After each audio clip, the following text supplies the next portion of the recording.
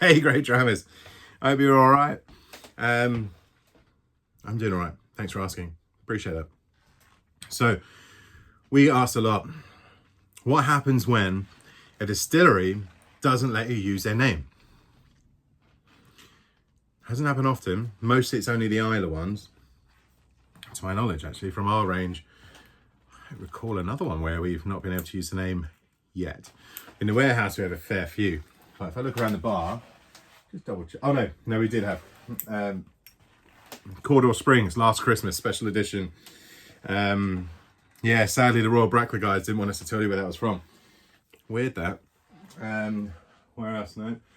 Regeniki, Dundas, Girvan, Deanston, Benrinnes, North British, Arran, English. Yeah, no, most of the others, if not all the others, apart from Ireland, none of them ever want you to know. But we did get one Kalala. Oh yeah! Somehow we got naming rights for that, which I still don't totally understand to this day, how we managed that. We did win world's best single cask Islay whiskey a year or so ago with a song. It said where it's from then. God, if I'd have done that, the Bunnahabhain guys would have been livid. Unreal. Anyway, this one. It's a 4-year-old. Ooh, young for Scotch whiskey. Chill out. Whoa, back off. I hear you. But at the same time, bear with me. You want a peated whiskey and you love peated whiskey.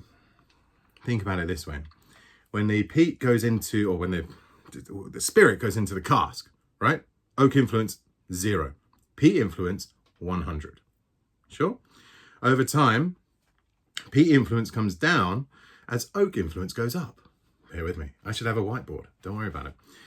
So, in theory, that clearing of the throat was wholeheartedly for supply teacher effect.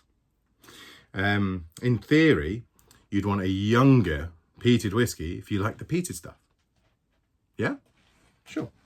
Hence, our 4-year-old Badger release. Badger is an anagram of a distillery that may or may not have been responsible for distilling this cask. Just going to pause while you Google it.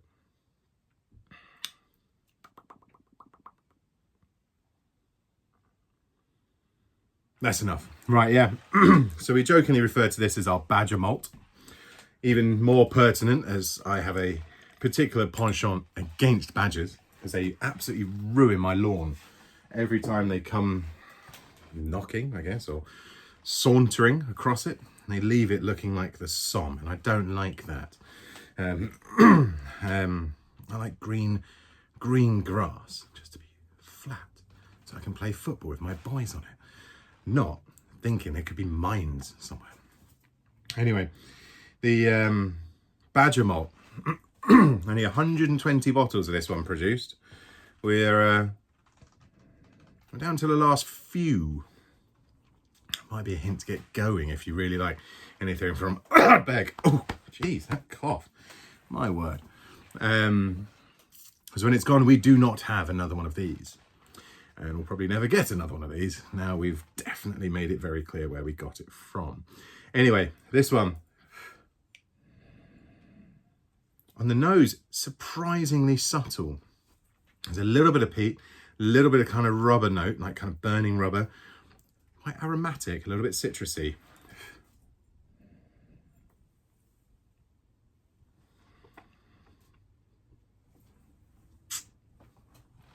And the palate opens up. Wow, especially when you breathe in. As you breathe in, it's like fanning the flames of the peat fire. It's big. It's bold. It's, nearly. But it's a beautiful peated whiskey. On the label it says, blended cask series, peated Scotch whiskey. How dull. It's actually teaspooned, which means as effectively is still a single cask, single malt from that distillery, but he put 1 teaspoon of another distillery's single malt in there even though it doesn't change the flavour in the slightest, technically it now has to be a blended malt. Sure. Totally normal in the industry. It's how they protect their brand, protect their name, etc. But then, like the previous guys, when we won World's Best and weren't allowed to use their name, they then don't get haloed when we do really cool things, which makes no sense to me. You should celebrate everything you do, the partnerships you have, and how we then do whatever we do with it. But regardless, this one is an absolute cracker.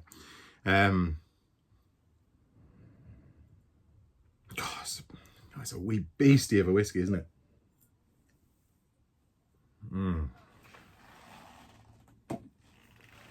Very nice.